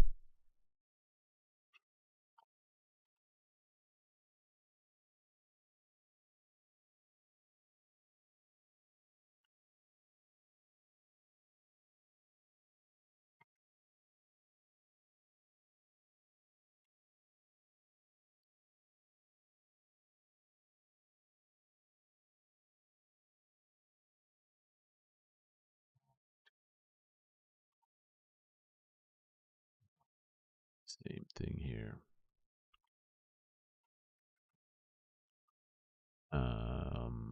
Edit service returned what? A boolean. So true. You're going to be asynchronous. And const results are going to be equal to edit expect, but we also need to expect our results here.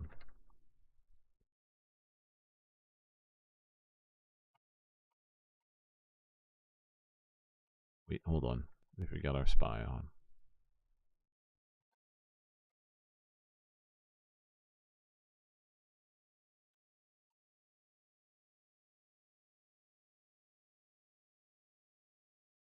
Welcome back. I'm still writing unit tests, sadly.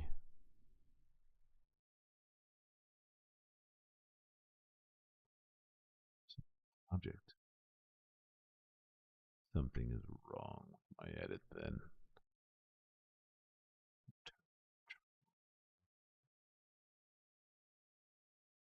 Expected true, received an empty object.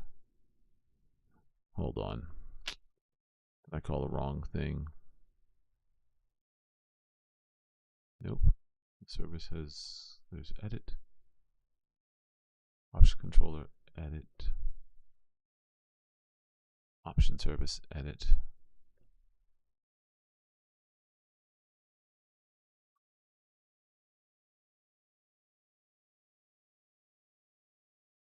Results. Oh, wait. That's what I forgot.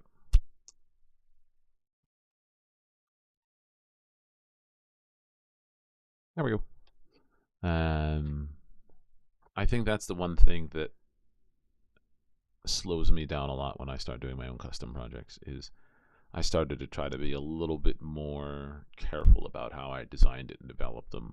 And it's really slows you down. Like for this particular project, I don't need unit tests, but it gives me practice with unit tests. And, you know, I think it's a good idea to generally include them. So I'm putting in unit tests.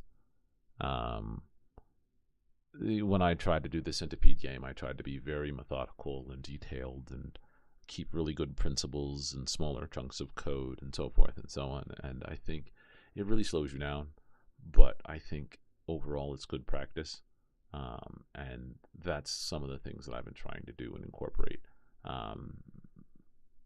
You know, try to keep tech debt manageable, even though they're just projects that I may never ever return to. Just trying to keep that in mind as I go through them. And that's probably one of the things that I find a little difficult at the end of the day is it kind of makes me lose steam on the project a little bit because I'm like, do I really want to do unit tests? And you're like, no, I don't.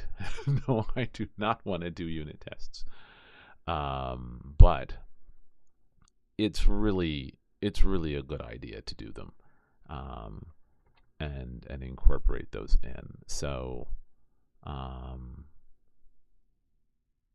it's just it's not always very enjoyable to put them in, um, and or do all the testing. So like I could just start writing the front end at this point, but I'm going to spend a bunch of time just like going through with like Postman or Insomnia and really do a bunch of like thorough testing, um, and or write some automated tests to kind of really go in and test it. And it's just it takes forever, and it kind of takes the wind out of my sails at times.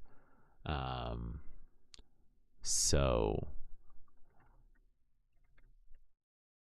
it just I don't know what to do about that part. I don't know if anyone has any good ways to kind of make that not happen. I think that's just the nature of the beast at this particular point. If you're trying to do it, well, yes, well, you don't have to do it like that way, but I think um, I definitely think it helps you as a programmer. Um, are you writing any type of unit tests or anything for your WebGL project, or is it just kind of?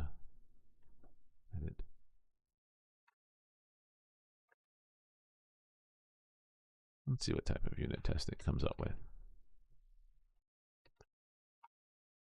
Let's see. All right.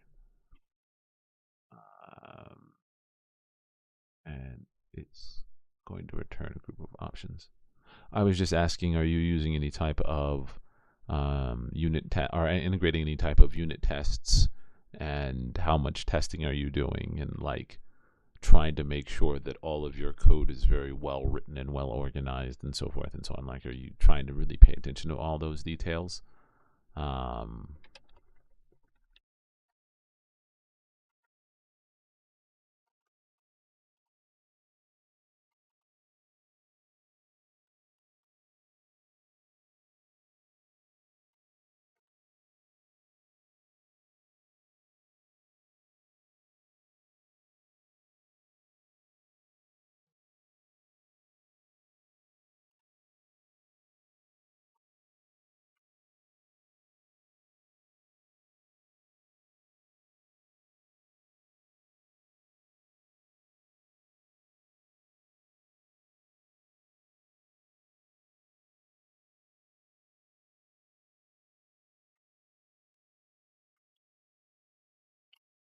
yeah, results equal results. We'll grab them right here.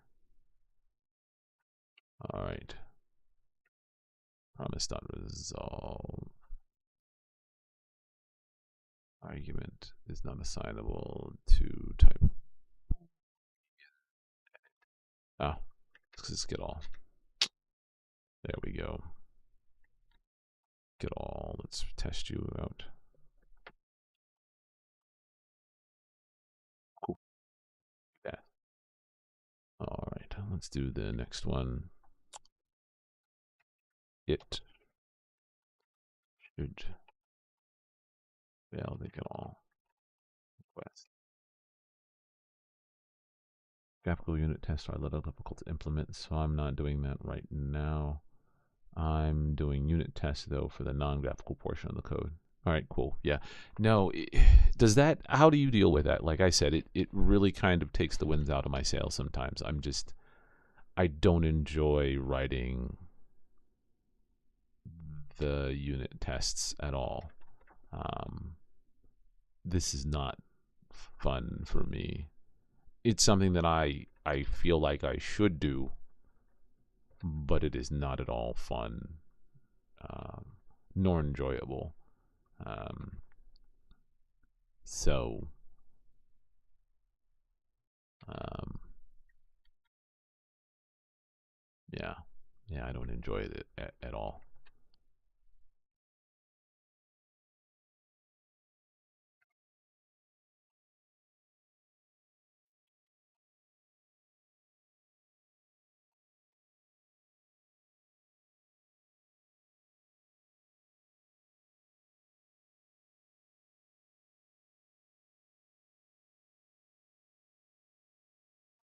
Yeah, I just don't. But again, part of this journey is for me to kind of improve as I go along, become a better programmer, write better code. So I guess this is part of the process. And it does give me practice on unit tests, which, again, I don't enjoy, but like it has to be done. Hey, after like, I don't know how many previous unit tests, it finally wrote the correct unit test that I wanted, both a success and a failure. Let's see if it runs, though. No, it fails.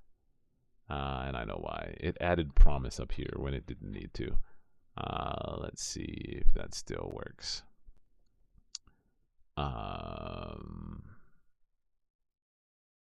Get one. Expected result should be an object.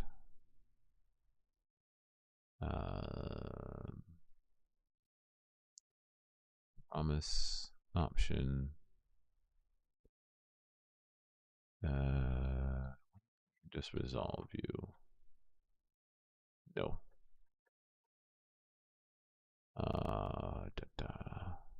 Argument of type promise is not assignable of type option. It's like promise option. How do we want to handle that? We could do the partial. Let's see if we do the partials anywhere. Let's look for it, because I do partial somewhere here. Yeah, here. And I can come over here to the option controller. Expected partial option. This option. Import you. And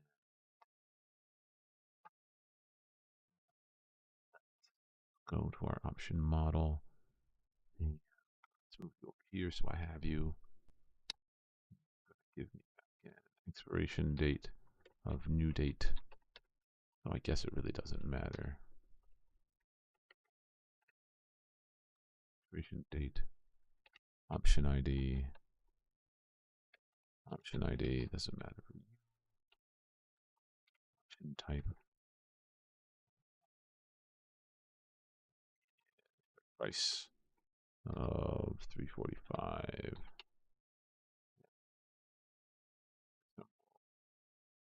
AMD. ID.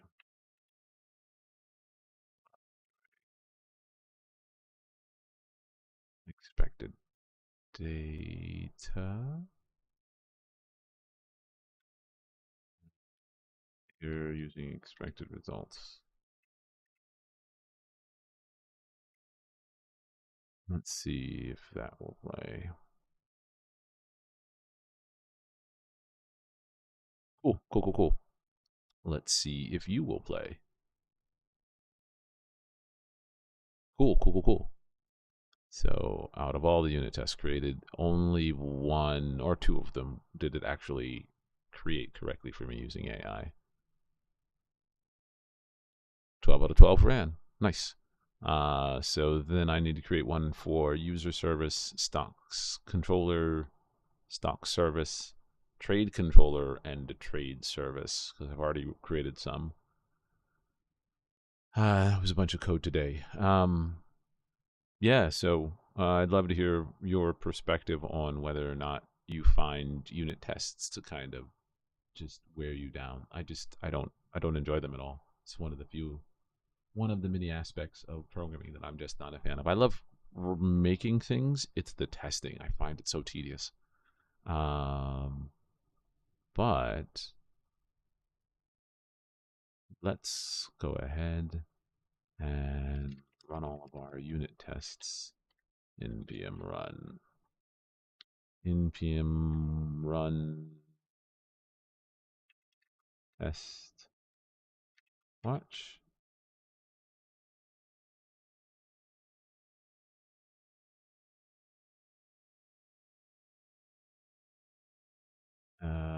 A, run all the tests.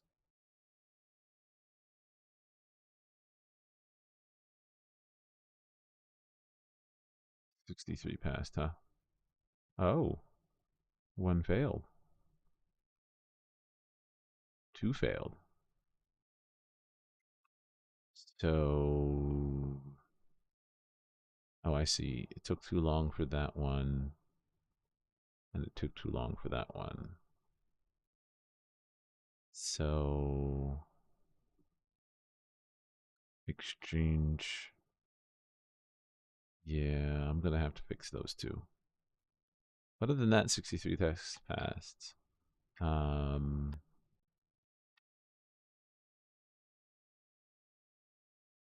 Yep, 63 passed.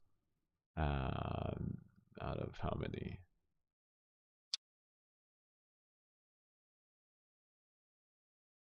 Oh, 60 passed. Test suites, 2 failed, 11 passed, 13 in total, 62 total. All right. So yeah, I'm gonna have to fix these tests when I get back or next time. Um, it's 10:13 p.m. I ran a little over. Um, so, but progress is so far pretty good. Adding unit tests, and once unit tests are done, we'll go ahead and that'll probably take most or quite a bit of Wednesday. Trade should be pretty easy. Stock should be pretty easy, and then options shouldn't be too bad. So we just have service left on options, so we should be able to finish the unit tests for what we have so far on Wednesday, and then what we have left is the testing in Insomnia, and then we'll start working on the user interface, the front end side of things. And we'll probably just start with the simple like login system and getting all of that working and being able to enter in an option and a trade and look at stocks and look at what exchange we want to use. Oh yes, that's one of the things I wanted to create, a user profile system. And that was because once a user saves what particular stock exchange they want to use, though potentially they could use multiple. We just want to keep track of that. We have it getting the option data already. We have it getting the stock data already. And so we're kind of slowly progressing. And then if I ever decide to rewrite this, which I probably will down the road, I will add more features and functionality to it. But one of the things that makes me want to do a rewrite rather than just a refactor is looking at this, I realize that it doesn't handle nearly the complexity that one might need. I kind of made it very simple, but I think it could be written to handle more complexity. But I think the next project, once I finish this, which will take a while, will be the something on the graphical side. And like I said, I want to do a reverse bullet hell, and then thanks to Sin Devil Love Pie, I'll probably try to poke at some OpenGL/WebGL stuff. So just stocking up on projects to work on. Anyway, thank you everyone for tuning in this evening.